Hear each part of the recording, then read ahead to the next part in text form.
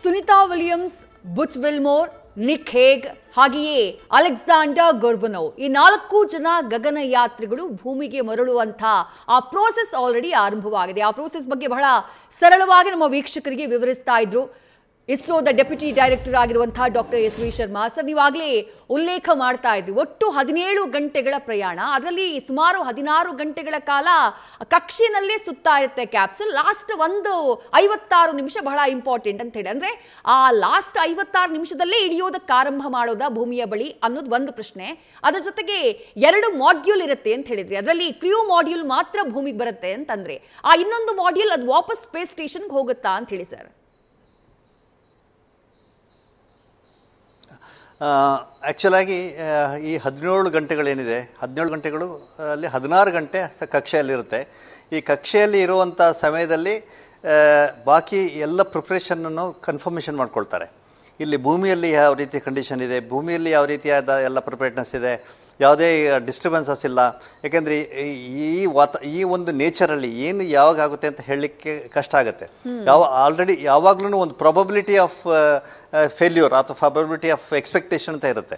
ಆ ಒಂದು ಇದನ್ನು ಎಕ್ಸ್ಪೆಕ್ಟ್ ನೋಡಿಕೊಂಡು 16 ಗಂಟೆಗಳನ್ನ ಕಕ್ಷೆಯಲ್ಲಿ ಇಟ್ಟಿರ್ತಾರೆ. ಆ 16 ಗಂಟೆಗಳು ಯಾಕೆ ಕಕ್ಷೆಯಲ್ಲಿ ಅಂತ ಹೇಳಿದ್ರೆ, ಅಕಸ್ಮಾತ್ ಏನು ಎಮರ್ಜೆನ್ಸಿ ಆದ್ರೂ, ಈವನ್ ಕ್ರ್ಯೂ ಮಾಡ್ಯೂಲ್ ಸರ್ವಿಸ್ ಮಾಡಲಾಗಲಿ, ಡ್ರ್ಯಾಗನ್ ಮಾಡ್ಯೂಲಲ್ಲಾಗಲಿ, ಇಲ್ಲಾಂದರೆ ಭೂಮಿಯಲ್ಲಾಗಲಿ, ಏನಾದ್ರೂ 24 ಗಂಟೆಯಿಂದ 48 ಗಂಟೆವರೆಗೂ ನಮಗೆ ಅದನ್ನು ಮ್ಯಾನೇಜ್ ಮಾಡುವಂಥ ಒಂದು ಸಿಚುವೇಶನ್ ಇರಬೇಕು ಅಂತ ಒಂದು ರೀತಿಯಲ್ಲಿ 16 ಗಂಟೆಗಳನ್ನ ಕಕ್ಷೆಯಲ್ಲಿ ಇಟ್ಟಿರ್ತಾರೆ. ಈಗ 16 ಗಂಟೆಗಳಾದಮೇಲೆ ಅದರಲ್ಲಿ ಏನು 57 ನಿಮಿಷಗಳಲ್ಲಿ ಒಂದು ಹೇಳಿದ್ನಲ್ಲ, ಅದರಲ್ಲಿ 17 ಟನ್ ಅಲ್ಲಿ ಒಂದು 6 ಟನ್ ಮಾತ್ರ, 6ರಿಂದ 7 ಟನ್ ಮಾತ್ರ ಈ ನಮ್ಮ ಏನು ಕ್ರ್ಯೂ ಮಾಡ್ಯೂಲ್ ಅದರಲ್ಲಿ 4 ಆಸ್ಟ್ರೋನಾಟ್ಸ್ ಇರ್ತಾರೆ, ಅವ್ರನ್ನ ವಾಪಸ್ ತರುವಂಥದ್ದು ಡಿಟ್ಯಾಚ್ ಆಗುತ್ತೆ. ಅದರ ಸರ್ವಿಸ್ ಮಾಡ್ಯೂಲ್ ಏನಿದೆ ಅದು ಡಿಟ್ಯಾಚ್ ಆಗುತ್ತೆ. ಅದು ವಾಪಸ್ ಭೂಮಿಗೆ ಅದು ಏನಾಗುತ್ತೆ ಅಂದರೆ ವಾಪಸ್ ಇಂಟರ್ನ್ಯಾಷನಲ್ ಸ್ಟೇಷನ್ಗೆ ಹೋಗಲ್ಲ, ಅದು ಭೂಮಿನ ಎಂಟ್ರ್ ಮಾಡುತ್ತೆ. ಭೂಮಿನ ಎಂಟ್ರ್ ಮಾಡಿ ಅದು ಬರ್ನ್ ಆಗುತ್ತೆ. ಅದೇನಾಗುತ್ತೆ, ಇಮಿಡಿಯೇಟ್ ಆಗಿ ಬರ್ನ್ ಆಗಲ್ಲ, ಅದು ಟೈಮ್ ತಗೊಳುತ್ತೆ. ಅದು ಕಕ್ಷೆನಲ್ಲೇ ಇರುತ್ತೆ. ಅದೇ 403 ಕಿಲೋಮೀಟರ್ ಕಕ್ಷೆನಲ್ಲಿರುತ್ತೆ. ಆ 403 ಕಿಲೋಮೀಟ್ರಿಂದ ಇಳ್ಕೊಂಡು 300 ಹೀಗೆ 300, 250, 200, 100 ಹೀಗೆ ಕಕ್ಷೆಯನ್ನು ಅದು ಲೂಸ್ ಮಾಡ್ಕೊಂಡು ಬರುತ್ತೆ. ಲೂಸ್ ಮಾಡ್ಕೊಂಡು ಬಂದು ಭೂಮಿನ ಎಂಟ್ರಾಗುತ್ತೆ. ಭೂಮಿನ ಎಂಟ್ರಾಗಿ ಅಟ್ಮಾಸ್ಫಿಯರ್ಗೆ ಯಾವಾಗ ಎಂಟ್ರಾಗುತ್ತೆ ಅವಾಗ ಅದು ಕಂಪ್ಲೀಟಾಗಿ ಬರ್ನ್ ಆಗುತ್ತೆ. ಯಾಕೆಂದರೆ ಅದಕ್ಕೆ ಆ ಮಾಡ್ಯೂಲಲ್ಲಿ ನಾವು ಏನು ಈ ಕ್ರ್ಯೂ ಮಾಡ್ಯೂಲಲ್ಲಿ ಹೀಟ್ ಶೀಲ್ಡ್ಸ್ ಅಂತ ಯೂಸ್ ಮಾಡ್ತೀವಿ. ಹೀಟ್ ಶೀಲ್ಡ್ಸ್ ಅಂತ ಯೂಸ್ ಮಾಡಿದ್ರೆ ಮಾತ್ರನೇ ಆ ಮಾಡ್ಯೂಲ್ ಭೂಮಿಗೆ ವಾಪಸ್ ಬರಲಿಕ್ಕೆ ಸಾಧ್ಯ. ಹೀಟ್ ಶೀಲ್ಡ್ಸ್ ಇಲ್ಲದೆ ಇರೋಂಥ ಯಾವ ಮಾಡ್ಯೂಲ್ ಆಗಲಿ ಅಟ್ಮಾಸ್ಫಿಯರ್ ಎಂಟರ್ ಆಗ್ತಿದ್ದಾಗಿನ ಆ ಟೆಂಪರೇಚರ್ಗೆ ಅದು ಕಂಪ್ಲೀಟಾಗಿ ಬರ್ನ್ ಆಗಿ ಅದು ಬೂದಿ ಆಗುತ್ತೆ. ಹೀಗೆ ಅದು ವಾಪಸ್ ಇಂಟರ್ನ್ಯಾಷನಲ್ ಸ್ಪೇಸ್ ಸ್ಟೇಷನ್ಗೆ ಹೋಗಲ್ಲ, ಅದು ಇದು ಬರ್ನ್ ಆಗುತ್ತೆ.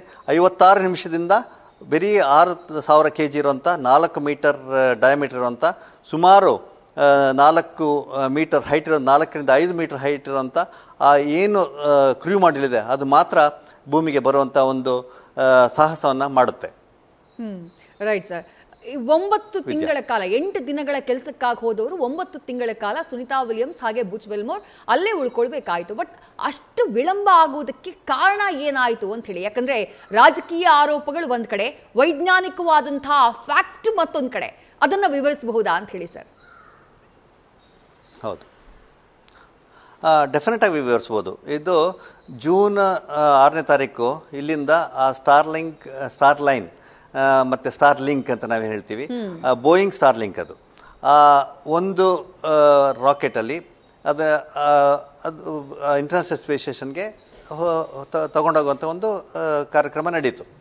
6 ದಿನದ ಪ್ರೋಗ್ರಾಮ್ ಮಾತ್ರ ಇತ್ತು. ಅದು ಒಂದು ಎಕ್ಸ್ಪೆರಿಮೆಂಟಲ್ ಮಾಡ್ಯೂಲ್, ಅದು ಪ್ರೂವನ್ ಮಾಡ್ಯೂಲ್ ಅಲ್ಲ. ಇವಾಗ ನೋಡಿದ್ರೆ ಕ್ರ್ಯೂ 9, ಕ್ರ್ಯೂ 10 ನೋಡಿದ್ರೆ ಅದು 10 ಸಕ್ಸಸ್ಫುಲ್ ಮಾಡ್ಯೂಲ್ ಆಗಿದೆ. ಅದು ಅಂದರೆ 10 ಸರಿ ಆದರೂ ಸಕ್ಸಸ್ಫುಲ್ ಆಗಿ ಆಸ್ಟ್ರೋನಾಟ್ಸ್ನ ಕರ್ಕೊಂಡು ಹೋಗಿ ಮತ್ತೆ ಕರ್ಕೊಂಡು ಬಂದು ಆಗಿದೆ. ಒಟ್ಟು ಅದು 17 ಸಕ್ಸಸ್ಫುಲ್ ಮಿಷನ್ನ ಕಂಪ್ಲೀಟ್ ಮಾಡಿದೆ. ಅದರಲ್ಲಿ 7 ಮಿಷನ್ನು, ಒಂದು ಮಿಷನಲ್ಲಿ ಆಸ್ಟ್ರೋನಾಟ್ಸ್ ಇದ್ದರು, ಕೆಲವು ಮಿಷನ್ಗೆ ಆಸ್ಟ್ರೋನಾಟ್ಸ್ ಇಲ್ಲದಾಗೆ ಒಂದು 17 ಸಕ್ಸಸ್ಫುಲ್ ಮಾಡ್ಯೂಲ್ನ ಅದು ಕಂಪ್ಲೀಟ್ ಮಾಡಿದೆ. ಆದರೆ ಸ್ಟಾರ್ ಲೈನಲ್ಲಿ ಏನಾಯಿತು, ಅದು ಪ್ರಥಮ ಬಾರಿಗೆ ಅದು ಆಸ್ಟ್ರೋನಾಟ್ಸ್ನ ಕರ್ಕೊಂಡು ಹೋಗುವಂಥ ಒಂದು ಮಾಡ್ಯೂಲ್ ಆಯಿತು. ಅಲ್ಲಿ ಹೋದ್ಮೇಲೆ ಅಲ್ಲಿ 3 ಥರದ ಪ್ರಾಬ್ಲಮ್ ಆಯಿತು.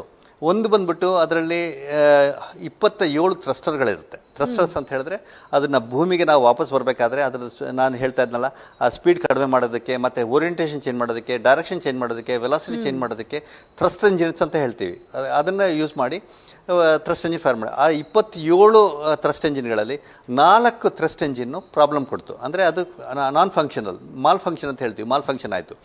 ಆ 4 ಥ್ರಸ್ಟರ್ನ ಮಾಲ್ ಫಂಕ್ಷನ್ನ ಅನಲೈಸ್ ಮಾಡಿದಾಗ ಅದರಲ್ಲಿ ಕ್ವಾಲಿಟಿ ಪ್ರಾಬ್ಲಮ್ ಏನಾದರೂ ಇದೆಯಾ ಅಂತ. ಯಾಕೆಂದರೆ 22 ಆ್ಯಕ್ಚುಲಾಗಿ 22 ಸಾಕು, 22ರಲ್ಲಿ ವಾಪಸ್ ಬರ್ಬೋದು. ಆದರೆ ಆ 22ರಲ್ಲಿ ಮತ್ತೆ ಫೇಲ್ಯೂರ್ ಆಗಕ್ಕೆ ಸ್ಟಾರ್ಟ್ ಆಗಿದೆ. ಅದರಲ್ಲಿ ಏನಾದ್ರು ಬ್ಯಾಚ್ ರಿಲೇಟೆಡ್ ಪ್ರಾಬ್ಲಮ್ ಇದೆ ಅಂತ ಹೇಳಿದ್ರೆ ಆಸ್ಟ್ರೋನಾಟ್ಸಿಗೆ ಸೇಫ್ ಆಗಲ್ಲ, ವಾಪಸ್ ಕರ್ಕೊಂಬರೋದಕ್ಕೆ ಸೇಫ್ಟಿ ಇಲ್ಲ ಅನ್ನೋ ಒಂದು ಡಿಸ್ಕಷನ್ ನಾಸಾದಲ್ಲಿ ನಡೀತು. ಇದರಿಂದ ಈ 27ರಲ್ಲಿ 4 ಥ್ರಸ್ಟ್ ಎಂಜಿನ್ನು ಆ ಕ್ವಾಲಿಟಿ ಸಸ್ಪಿಷನ್ ಆಗಿತ್ತು. ಅದರಿಂದ ಒಂದು ಪ್ರಾಬ್ಲಮ್. ಎರಡನೇದು ಬಂದುಬಿಟ್ಟು ಹೀಲಿಯಂ ಮತ್ತು ಆಕ್ಸಿಜನ್ನ ಯೂಸ್ ಮಾಡ್ತಾರೆ ಆ ಥ್ರಸ್ಟ್ ಎಂಜಿನಲ್ಲಿ. ಅದು ಫೋರ್ಸ್ ಕ್ರಿಯೇಟ್ ಮಾಡೋದಕ್ಕೆ. ಫೋರ್ಸ್ ಕ್ರಿಯೇಟ್ ಮಾಡಬೇಕು ನಾವು. ಇವಾಗ ನಾವು ಮೇಲ್ಗಡೆ ಇದ್ದೀವಿ, ಕೆಳಗಡೆ ಬರಬೇಕನ್ನಂಗಿದ್ರೆ ಫೋರ್ಸ್ ಕ್ರಿಯೇಟ್ ಮಾಡಬೇಕು, ರಿವರ್ಸ್ ಫೋರ್ಸ್ ಅಂತ ಹೇಳ್ತೀವಿ. ಆ ರಿವರ್ಸ್ ಫೋರ್ಸ್ ಕ್ರಿಯೇಟ್ ಮಾಡಬೇಕಾದ್ರೆ ಅಲ್ಲಿ ಮೈಕ್ರೋಗ್ರಾವಿಟಿ, ಅಲ್ಲಿ ಗ್ರಾವಿಟೇಷನಲ್ ಫೋರ್ಸ್ ಇಲ್ಲ. ಇಲ್ಲಿ ಭೂಮಿನಲ್ಲಿ ನಾವು ಏನು ಹಾಕಿದ್ರೂ ಮೇಲೆ ಹಾಕಿದ್ರೆ ಕೆಳಗಡೆ ಬೀಳುತ್ತೆ. ಆದರೆ ಹಾಗೆ ಸ್ಪೇಸಲ್ಲಿ 400-800 ಕಿಲೋಮೀಟ್ರಲ್ಲಿ ಗ್ರಾವಿಟಿ ಇಲ್ಲದೇ ಇರೋದ್ರಿಂದ ಅಲ್ಲಿ ಪ್ರೆಷರ್ ಆ್ಯಂಡ್ ಟ್ಯಾಂಕ್ಸ್ ಅಂತ ಬೇಕು. ಆ ಪ್ರೆಷರ್ ಆ್ಯಂಡ್ ಟ್ಯಾಂಕ್ಸ್ಗೆ ಹೀಲಿಯಂ ಯೂಸ್ ಮಾಡ್ತಾರೆ. ಆ ಪ್ರೆಷರ್ ಮಾಡಿದಾಗ ಹೀಲಿಯಂ ಮತ್ತು ಆಕ್ಸಿಜನ್ ಹೊರಗಡೆ ಬರುತ್ತೆ. ಎರಡು ಹೊರಗಡೆ ಬಂದಾಗ ಅದು ಬರ್ನ್ ಆಗುತ್ತೆ. ಬರ್ನ್ ಆದಾಗ ಫೋರ್ಸ್ ಕ್ರಿಯೇಟ್ ಆಗುತ್ತೆ. ಫೋರ್ಸ್ ಕ್ರಿಯೇಟ್ ಆದಾಗ ಆ ಒಂದು ಏನು ಮಾಡ್ಯೂಲ್ ಇದೆ ಅದು ಮೂವ್ ಆಗುತ್ತೆ. ಇನ್ ಲೆಫ್ಟಾ, ರೈಟಾ, ಟಾಪಾ, ಬಾಟಮ್ ಅನ್ನೋದನ್ನು ಆ ಥ್ರಸ್ಟರ್ಸ್ ಡಿಫೈನ್ ಮಾಡುತ್ತೆ. ಆ depending on which direction you want to move, how much thrust you want to generate and how much speed you want attain, ಆ 26-27 ಥ್ರಸ್ಟರ್ಗಳಿಂದ ಅದನ್ನ ಫೈರ್ ಮಾಡಬೇಕಾಗುತ್ತೆ. ಆ ಪ್ರೆಷರ್ ಆ್ಯಂಡ್ ಟ್ಯಾಂಕ್ ಇಲ್ಲದೆ ಹೋದರೆ ಅಲ್ಲಿ ಕೆಲಸ ಆಗಲ್ಲ. ಆ ಹೀಲಿಯಮಲ್ಲಿ ಲೀಕೇಜ್ ಬಂತು, ಆ ಹೀಲಿಯಂ ಟ್ಯಾಂಕಲ್ಲಿ ಲೀಕೇಜ್ ಬಂತು. ಇನಿಷಿಯಲ್ ಆಗಿ ಬಂದುಬಿಟ್ಟು ಹೀಲಿಯಂ ಲೀಕೇಜ್ ಭಾಳ ಕಡಿಮೆ ಇತ್ತು. ಆದರೆ ಅದನ್ನು ಫಿಕ್ಸ್ ಮಾಡೋದಕ್ಕೆ ಭಾಳಷ್ಟು ಪ್ರಯತ್ನಗಳನ್ನು ಇಂಟರ್ನ್ಯಾಷನಲ್ ಸ್ಪೇಸ್ ಸ್ಟೇಷನ್ ಅವ್ರು ಮಾಡಿದ್ರು. ಇಂಟರ್ನ್ಯಾಷನಲ್ ಸ್ಪೇಸ್ ಸ್ಟೇಷನಲ್ಲಿ ಒಂದು ಏನು ಅಡ್ವಾಂಟೇಜ್ ಅಂತ ಹೇಳಿದ್ರೆ, ಇಂಟರ್ನ್ಯಾಷನಲ್ ಸ್ಪೇಸ್ ಸ್ಟೇಷನ್ 1998 ಅದು ಮೇಂಟೈನ್ ಮಾಡ್ಕೊಂಡು ಬಂದಿದ್ದಾರೆ, ಒಳಗಡೆ ಹೊರಗಡೆ ಎಲ್ಲನೂ. ಮತ್ತು ಯಾವುದೇ ಒಂದು ಕ್ರೂ ಮಾಡಿಲ್ ಹೋದ್ರೂ, ಯಾವುದೇ ಒಂದು ಇದು ಸರ್ವಿಸ್ ಮಾಡಿಲ್ ಹೋಗಲಿ, ಇಲ್ಲಾಂದರೆ ಡ್ರ್ಯಾಗನ್ ಹೋದ್ರೂ ಅದನ್ನು ರಿಪೇರ್ ಮಾಡಲಿಕ್ಕಾಗಲಿ, ಅದನ್ನು ಮೇಂಟೈನ್ ಮಾಡೋಕ್ಕಾಗಲಿ, ಅದನ್ನು ಬೇಕಾದಂಥ ಏನು ಅಂದರೆ ಫುಲ್ ಫ್ಲೆಡ್ಜ್ ಆಗಲ್ಲ, ಒಂದು ಮಿನಿಮಮ್ ಆಗಿ ಮೇಂಟೈನ್ ಮಾಡುವಂಥ ಒಂದು ಟೆಕ್ನಿಕಲ್ ಕೆಪಬಿಲಿಟಿ ಮತ್ತು ಬೇಕಾದಂಥ ಸ್ಪೇರ್ ಪಾರ್ಟ್ಸು, ಬೇಕಾದಂಥ ಅವರಿಗೆ ಎಕ್ಸ್ಪರ್ಟ್ಸ್ ಅವ್ರಿಗಿದೆ. ಅವರು ಆ ಸ್ಟಾರ್ಲಿಂಕ್ ಮಾಡ್ಯೂಲನ್ನು ರಿಪೇರ್ ಮಾಡುವಂಥ ಒಂದು ಕಾರ್ಯಕ್ರಮನ ಮಾಡಿದ್ರು. ಆದರೆ ಆ ಲೀಕ್ ಜಾಸ್ತಿ ಆಗ್ತಾ ಹೋಯಿತು. ಇದು ಒಂದು ಪ್ರಾಬ್ಲಮ್. ಇದಲ್ಲದ ಹಾಗೆ ಅದನ್ನು ಅರ್ಥಲ್ಲಿ ಅನಲೈಸ್ ಮಾಡಿದ್ರು, ಗ್ರೌಂಡಲ್ಲಿ ಅನಲೈಸ್ ಮಾಡಬೇಕಾದ್ರೆ ಇದೇ ರೀತಿಯಾಗಿ ಬೇರೆ ಟ್ಯಾಂಕ್ಗಳನ್ನ ಮಾಡಿ ಅದರಲ್ಲಿ ಪ್ರೆಷರ್ ಮಾಡಿದ್ರೆ ಅಲ್ಲೂ ಕೂಡ ಲೀಕ್ ಬಂತು. ಅದರಿಂದ ಏನಾಯಿತು, ಈ ಮೇಜರ್ 2 ಕಾರಣಗಳಿಂದ ಅವರು ಅಲ್ಲಿಂದ ಬರೋದು ಸೇಫ್ ಅಲ್ಲ ಅಂತ ಹೇಳಿಬಿಟ್ಟು ಡಿಸೈಡ್ ಮಾಡೋಕ್ಕಾಯ್ತು. ಹೀಗೆ ಆ ಒಂದು ಪ್ರೋಗ್ರಾಮ್ ಅಬಂಡನ್ ಆಯಿತು. ಆದರೆ ಆಸ್ಟ್ರೋನಾಟ್ಸ್ ಇಲ್ಲದ ಹಾಗೇನೆ ಆ ಸ್ಟಾರ್ಲೈನ್ ಬೋಯಿಂಗ್ ಇದನ್ನು ವಾಪಸ್ ಭೂಮಿಗೆ ತಂದು ಅದನ್ನು ಬಾಕಿ ಬೇಕಾದಂಥ ಅನಾಲಿಸಿಸನ್ನು ಮಾಡುವಂಥ ಒಂದು ಕಾರ್ಯಕ್ರಮನ ನಾಸಾ ಮತ್ತು ಬೋಯಿಂಗ್ ಹಮ್ಮಿಕೊಂಡಿದೆ. ವಿದ್ಯಾ, ರೈಟ್ ಸರ್. ಇಷ್ಟು ಹೊತ್ತು ಬಹಳ ಸರಳವಾಗಿ ಆ ಕಂಪ್ಲೀಟ್ ರೋಚಕ ಕಾರ್ಯಾಚರಣೆಯ ಬಗ್ಗೆ ನಮ್ಮ ವೀಕ್ಷಕರ ಜೊತೆಗೆ ಮಾಹಿತಿಯನ್ನು ಹಂಚಿಕೊಂಡ್ರಿ. ಥ್ಯಾಂಕ್ ಯು ಸರ್, ನಿಮ್ಮ ಸಮಯಕ್ಕಾಗಿ. Thank you very much.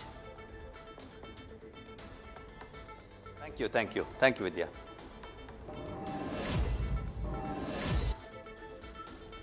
Sunita Williams, Butch Wilmore, Nick Hague ಹಾಗೆಯೇ ಅಲೆಕ್ಸಾಂಡರ್ ಗೊರ್ಬನೋವ್ ಕೆಲವು ಗಂಟೆಗಳಲ್ಲಿ ಭೂಮಿಗೆ ವಾಪಸ್ ಆಗ್ತಿದ್ದಾರೆ. ಅದರಲ್ಲೂ ಸುನಿತಾ ವಿಲಿಯಮ್ಸ್ ಹಾಗೆ ಬುಚ್ ವಿಲ್ಮೋರ್ಗೆ ಈ ವಾಪಸ್ ಬರ್ತಾ ಇರುವಂತಹ ಈ ಸಮಯ ಇದು ಬಹಳ ಮುಖ್ಯವಾಗಿದ್ದು. ಯಾಕಂದ್ರೆ 8 ದಿನಗಳ ಕಾಲದ ಕಾರ್ಯಾಚರಣೆಗೆ ಹೋದವರು 9 ತಿಂಗಳ ಕಾಲ ಸಿಕ್ಕಾಕೊಂಡ್ರು.